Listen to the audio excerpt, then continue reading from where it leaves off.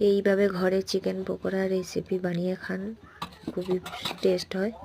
বাইরেতে কিনে খাওয়ার থেকে ঘরে কিনে খাওয়া সব থেকেই ভালো।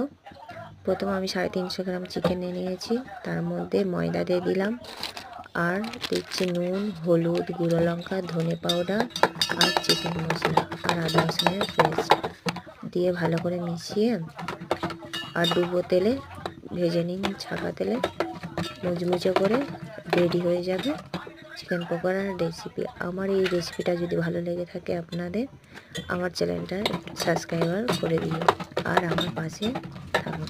আর খেয়ে বলবেন কেমন হয়েছে, একটা লাইক আর কমেন্ট করে দিও। খুব টেস্টি হয় এই চিকেন পকোড়ার রেসিপি, ঘরে এরকম বানিয়ে খেলে।